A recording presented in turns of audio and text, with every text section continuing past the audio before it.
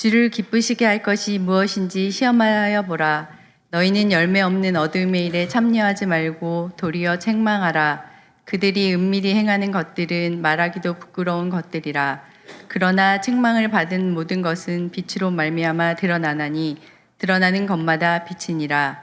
그러므로 이르시기를 잠자는 자여 깨어서 죽은 자들 가운데서 일어나라.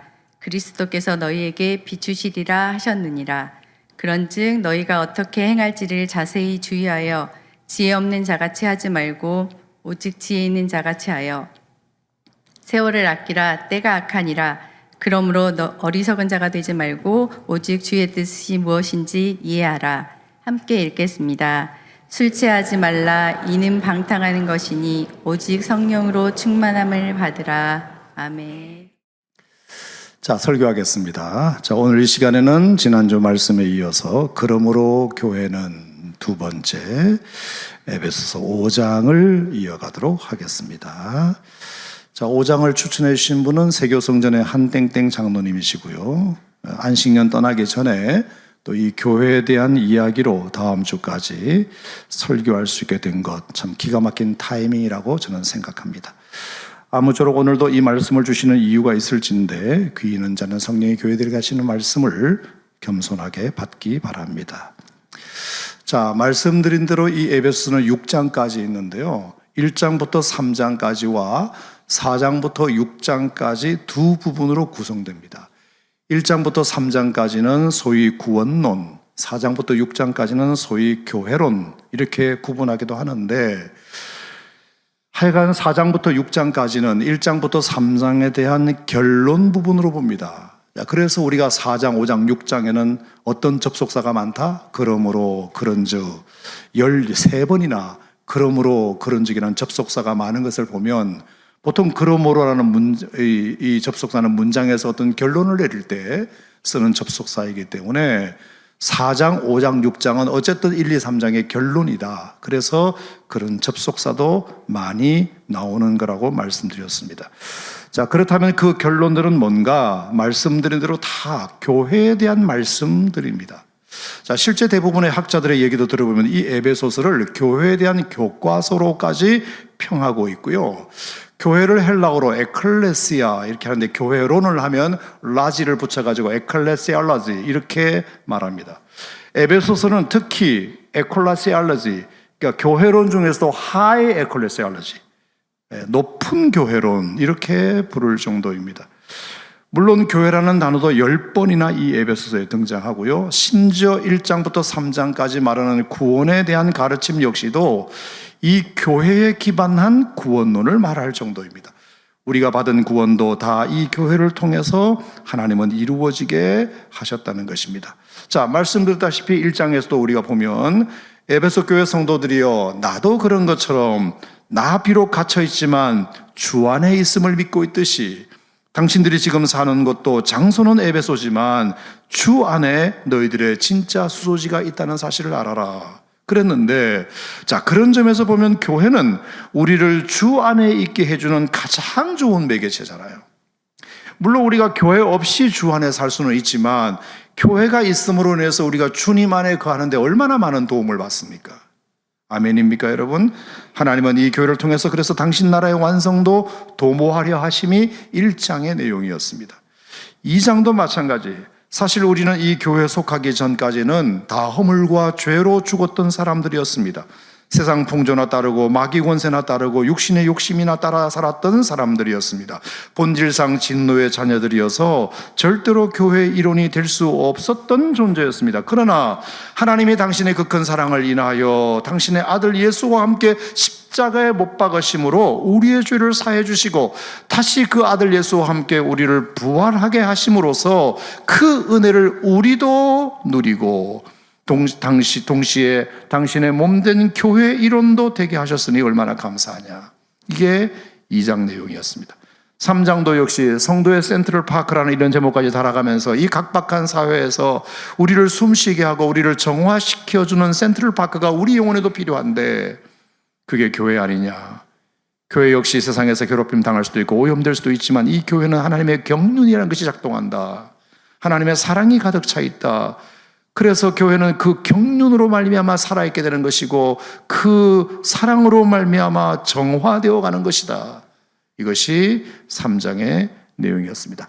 자, 이것을 기본으로 하여 그러니 여러분, 바울은 이제 4장부터 6장까지 무슨 결론을 내리고 싶었겠습니까?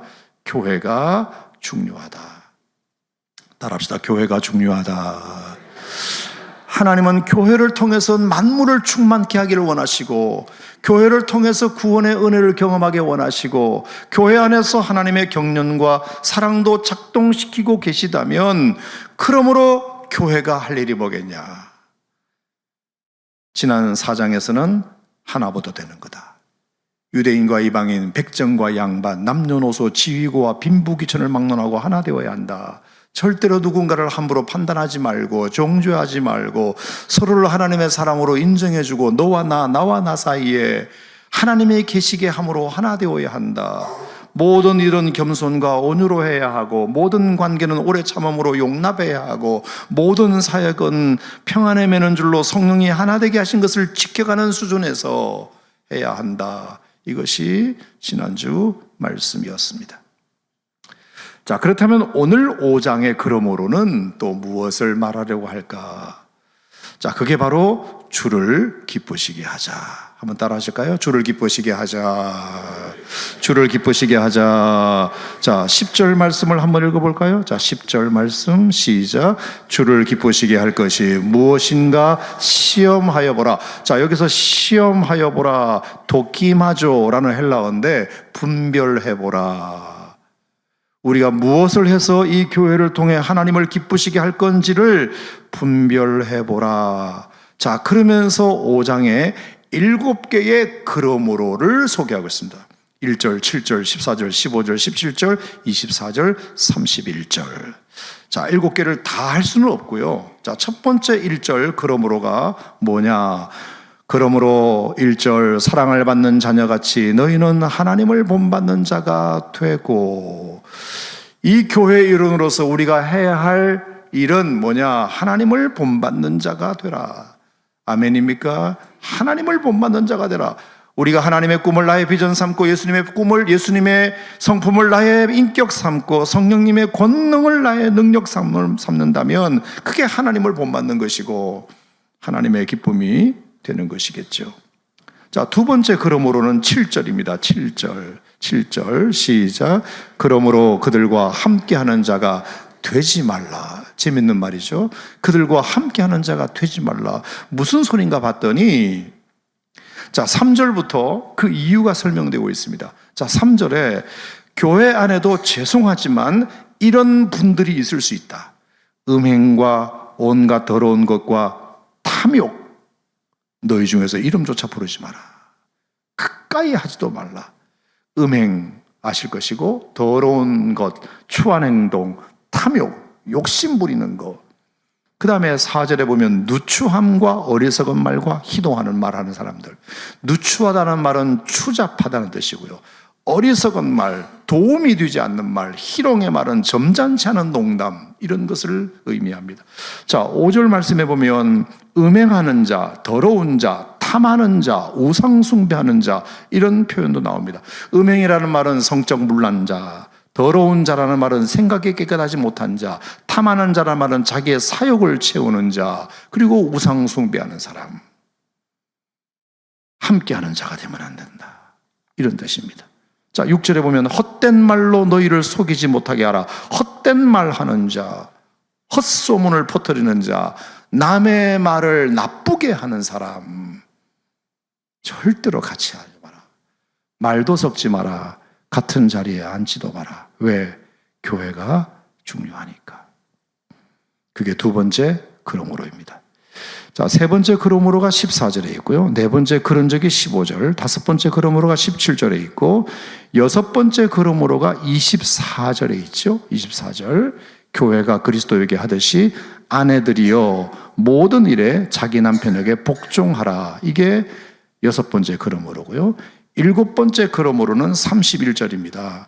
사람이 부모를 떠나 여기서 사람이라는 것은 남자를 말합니다. 남자가 모름지기 부모를 떠나서 아내와 합하여 둘이 한 몸이 되는 것이 결혼이다. 이게 7번째 그러므로입니다. 나중에 시간이 되면 다른 그러므로 살펴보기로 하고, 오늘은 3번째, 4번째, 5번째 그러므로에 대해서만 다뤄보도록 하겠습니다. 자, 먼저 14절 그러므로. 자, 14절 다 같이 읽어볼까요? 시작. 그러므로 이르시기를 잠자는 자여 깨어서 죽은 자들 가운데서 일어나라. 그리스도께서 너에게 비추이시리라. 따라합시다. 교회여 일어나라, 일어나라. 자, 섬뜩한 것은 뭐냐면 오늘 보시다시피 성도가 잠들어 있는 것을 곧 영혼이 죽은 불신자와 같은 표현으로 쓴다는 뜻입니다. 여러분, 성도가 잠들어 있는 것을 영혼이 죽은 불신자와 동일선상에 놓고 말하고 있다는 것이 섬뜩하지 않으세요? 죽은 것과 자는 것은 엄연히 다른데, 죽은 것은 죽은 것이고 자는 것은 생명이 있는 건데, 왜 성경은 성도의 잠자는 것을 마치 죽은 자와 같다는 표현을 쓰셨을까? 여러분들은 어떻게 생각하실지 모르겠지만 사실은 이것이 맞는 표현입니다. 성도가 깨어있지 못하고 성도가 성도답지 못한 것은 곧 불신자와 다를 바 없기 때문입니다. 마리아 바르마리 성경에 잠이 들었다는 표현치고 좋은 의미로 쓰인 용례는 드뭅니다. 신랑을 맞이해야 할 여종들이 등불을 준비하여 신랑을 기다려야 하는데 그만 잠이 들어서 기회를 놓쳐버린 일이라든지, 드로아의 유두고가 예배 시간에 창가에 걸터 앉아서 졸다가 3층에서 떨어져 죽은 일이라든지, 겟세마네 동산에서 예수님이 제자들과 마지막 기도를 드리실 때에도 그 제자들에게도 부탁하시기를 나를 위해서 함께 기도해줘 이렇게 말씀하셨는데, 고세 제자들은 그것을 참지 못하고 잠이 들어버렸을 때 네가 나와 함께 1시간도 깨어있을 수 없더냐라고 책망하신 것도 보면, 분명히 성도가 잠이 든다는 것은 영적인 잠이 들었다는 것을 의미하므로 성경은 그것을 좋게 보지는 않음을 아실 텐데요, 오늘 본문에서는 그 차원을 넘어서 아예 그것은 불신자와 다를 바 없는 것과도 같다. 그렇게 성도가 깨어있지 못하니까 하나님이 참으로 동산나무의 모든 열매를 먹지 말라 하시더냐? 아니, 그런 건 아니고, 동산 중앙에 있는 나무의 열매는 먹지도 말고 만지지도 말라, 너희가 죽을까 하노라 하셨어. 이러면서 하나님 말씀을 왜곡하고 형벌은 축소하고 명령은 가혹하게 취급하면서 그 꾀임에 넘어가 버린 것입니다. 깨어있지 못하니까 소돔과 고모라가 멸망한다고 그렇게 외치는데도 롯의 사위들은 농담으로만 여긴 것입니다. 깨어있지 못하니까 이스라엘 백성들은 모세가 40일 시내산에 기도하러 간 사이에 기회는 이때다 싶어서 금으로 된 송아지를 만드는 천하의 잘못을 하나님 앞에서 저지르게 된 것입니다. 깨어있지 못하니까 베드로처럼 그 수제자가 한 여자 앞에서조차 예수님을 나 모른다고, 생사람 잡지 말라고 3번이나 부인하게 된 것입니다. 그러니 여러분, 이를 어찌 산 자라고 말할 수 있겠습니까? 깨어있지 못한 자는 곧 죽은 것입니다.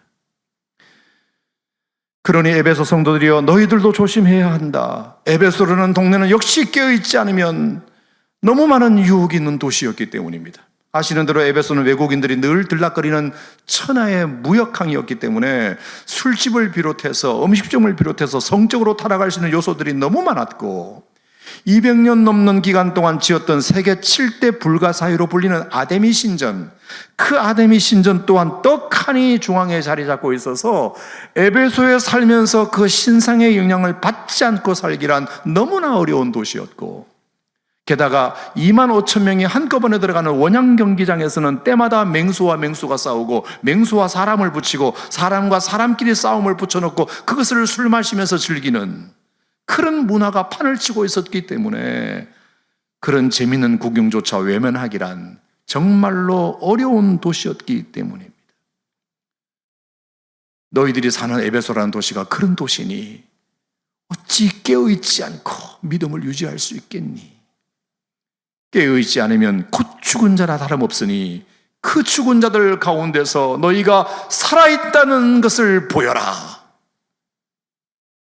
왜냐하면 죽은 자는 깨워도 일어나지 않지만 살아있는 자는 잠들었어도 깨우면 일어나는 법이니까.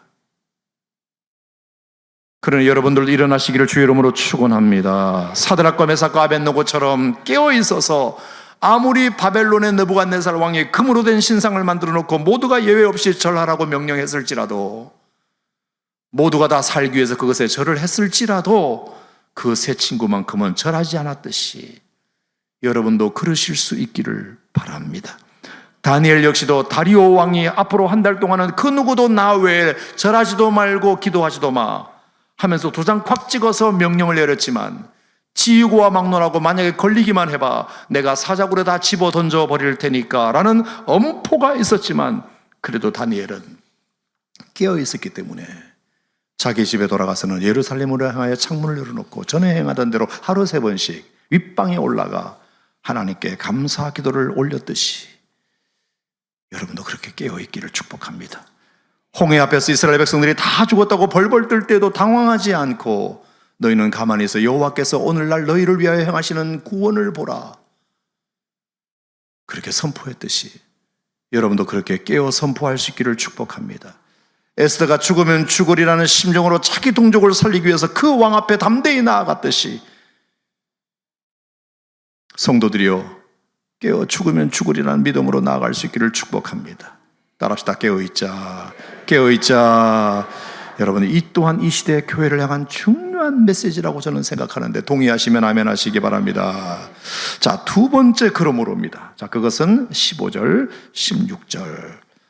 15절, 16절 같이 읽겠습니다. 시작. 그런즉 너희가 어떻게 행할지를 자세히 주의하여 지혜 없는 자 같이 하지 말고 오직 지혜 있는 자 같이 하여 세월을 아끼라. 따라합시다. 세월을 아끼라. 참 재밌는 것은 말은 이해가 되는데 교회를 향한 메시지 치고는 참 엉뚱합니다. 그렇죠? 우리가 보통 세월을 아껴라, 시간 아깝지 않냐, 이놈아, 이 얘기는 누구한테 하죠? 하루 종일 빈둥거리면서 집안에서 틀어박혀가지고 스마트폰이나 하고 있는 우리 아들놈한테 하는 얘기인데, 교회에게 세월을 아끼라. 교회가 허비한 세월이 뭐 있다고 교회에 세월을 아끼라는 말씀을 하셨을까? 여러분, 이 말은 세월을 아끼라는 말을 다른 말로 말하면 시간을 잘 활용하라는 뜻이잖아요. 시간을 잘 활용하라. 자, 그러면 시간을 잘 활용하라는 이 의미를 좀 더 다른 말로 표현하면 이 말이 됩니다. 하나님과 나 사이에 무슨 이벤트를 만들어라, 그런 뜻입니다. 그냥 흘러가는 시간 속에서 그냥 무의미하게 흘러가지 말고, 예배만 왔다리 갔다리 하지 말고 뭔가 하나님과 나 사이에 이벤트를 만들어 가라. 이벤트. 다시 말하면 하나님 앞에서 간증할 거리들을 만들어 가라. 자, 여러분 생각해 봅시다. 교회가 간증이 그냥 생깁니까? 뭔가를 해야 생기는 거잖아요. 도전하고 기도하고 시도하고 전도하고 섬기는 만큼 생기는 것이 간증입니다. 주어진 시간 속에서 그냥 예배만 드리지 말고 뭔가 하나님을 믿고 바라보고 부르짖어보는 어떤 기도를 드려봐야 되고, 하나님을 믿고 시도해보는 어떤 시도들 속에서 간증은 만들어지는 것입니다. 아무것도 안 하면 아무 간증도 없습니다. 아무 이벤트도 없습니다. 어저께 저녁에 우리 선교부에서 참 의미 있는 일을 하나 했는데, 전 목사님이었던 이진섭 목사님을 초대해가지고 식사 대접을 하는 자리가 어제 있었거든요. 그 목사님 27년 동안 목회하실 때 다들 그때 어려웠던 시절에 교회를 2번 지었어요. 얼마나 힘들었겠습니까? 한 번도 아닌 2번씩이나 그 어려운 성도들이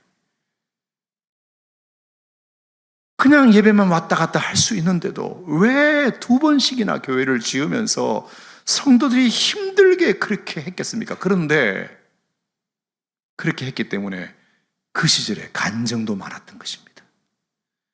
우리의 선배들은 그렇게 이 교회 시간들을 썼습니다. 어렵지만 하나님을 믿고 도전해보고 부딪혀보고 시도하고 섬기고 헌신했기 때문에 만나면 할 얘기가 많은 겁니다. 우리 그때 그랬었지, 우리 그때 그랬었지, 우리 건축원금 마련하려고 우리 알바까지 했었지.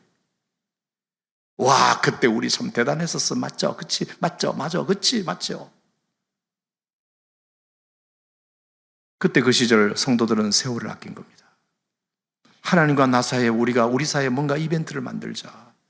그래서 뭔가 거기서 간증을 만들어내자. 하나님을 경험한 경험들을 만들어내자. 여러분, 이것이 교회를 향하여 말씀하시는 세월을 아끼라는 말의 뜻입니다. 자, 재밌는 거 하나 여러분과 나누겠습니다. 자, 출애굽기 1장을 한번 보실까요? 출애굽기 1장. 자, 출애굽기 1장에 보면 제 눈에는 되게 이상하게 보였던 구절이 하나 있었어요. 출애굽기 1장. 자, 7절 말씀.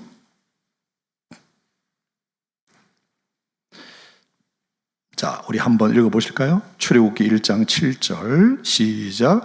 이스라엘 자손은 생육하고 불어나 번성하고 매우 강하여 온 땅에 가득하게 되었더라. 자, 이게 뭐냐면은 애굽 땅에 살았던 이스라엘 백성들의 430년 기간의 한 줄 요약입니다. 딱 한 줄로 그들은 430년 동안 뭐하고 지냈는가 봤더니 생육하고 번성하고 잘 먹고 편안하게 잘 살았다, 그 뜻이에요. 그래서 인구가 많이 불어났다. 430년 200만 명의 삶에 대한 한 줄 요약입니다. 자, 이것이 다른 국과 비교가 되면 이제 여러분들이 좀 차이를 느낄 텐데요. 자, 출애굽기 12장으로 가겠습니다. 자, 출애굽기 12장. 자, 430년의 기록은 한 줄로 끝냈는데 출애굽기 12장 51절을 보겠습니다.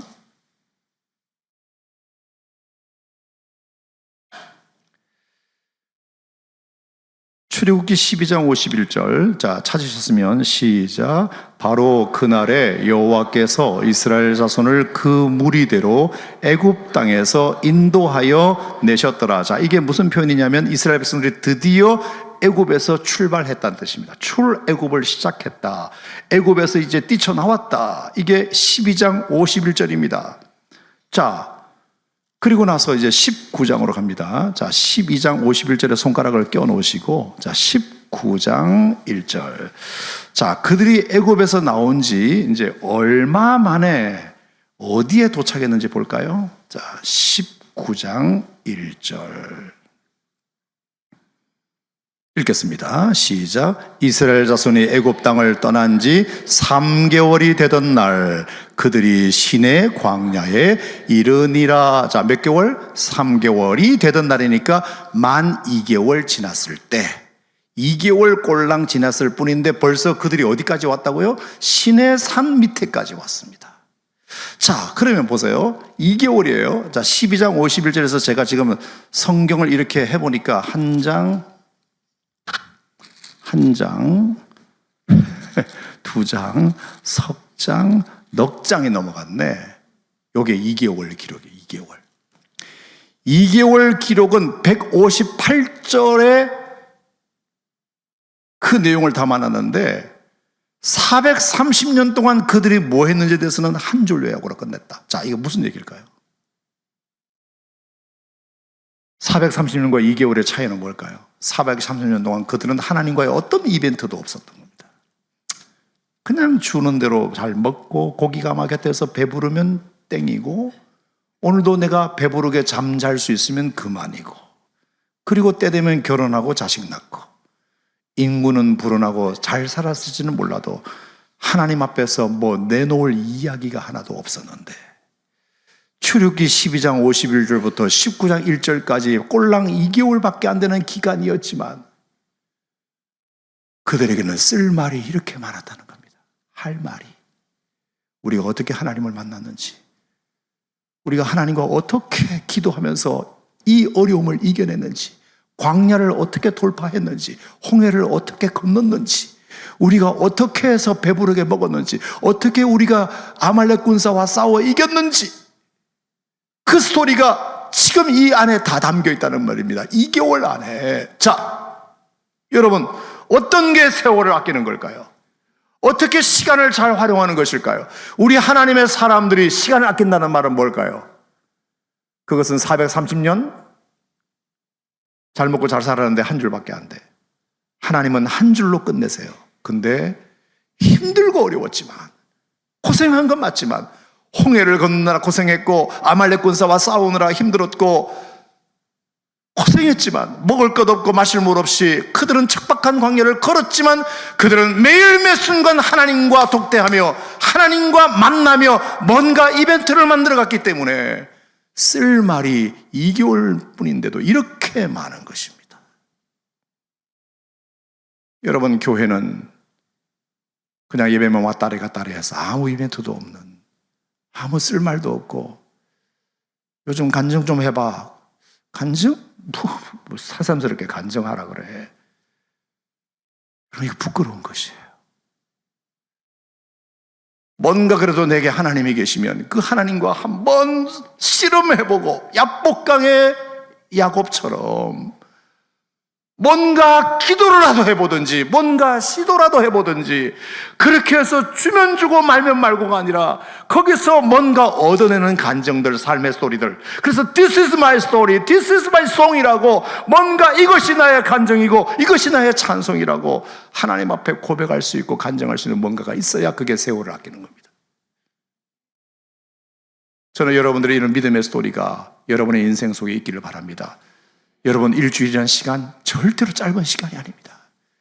지난 한 주간 동안 하나님 앞에서 어떤 은혜를 받았냐고 물어보면 그런 거 좀 묻지 마봐요. 이렇게 말할 게 아니라 지난 일주일이요? 너무 많았어요. 너무 많았어요. 하나님이 나에게 이렇게 역사하셨고요. 이렇게 음성 들려주셨고요. 이런 것을 느끼게 하셨고요. 이런 것을 깨닫게 하셨고요. 할렐루야. 이것이 목장에서의 나눔이 있어야 되잖아요. 그게 세월을 아끼는 거예요. 마지막 세 번째, 에베소서 말씀으로 다시 가겠습니다. 마지막 세 번째는 뭐죠? 17절, 18절 말씀인데요. 자, 또 그러므로가 있습니다. 자, 그러므로 시작. 그러므로 어리석은 자가 되지 말고 오직 주의 뜻이 무엇인가 이해하라. 술 취하지 말라. 이는 방탕한 것이니 오직 성령으로 충만함을 받으라. 따라합시다. 성령으로 충만합시다. 성령으로 충만합시다. 사람들이 술의 지배를 받듯이 교회는, 성도는 성령의 지배를 받아야 한다. 여러분, 사람이 술의 지배를 받으면 어떻게 된다고 했습니까? 방탕해진다. 방탕해진다. 여러분, 술이 자체가 나쁘다기보다는, 제 생각에는 술 자체가 나쁘다기보다는 술과 연관되어 있는 것들이 나쁜 것이 많아요. 신기하게 술에 붙어있는 것들이 다 나빠요. 자, 술 취하지 말지니는 방탕한 것이니.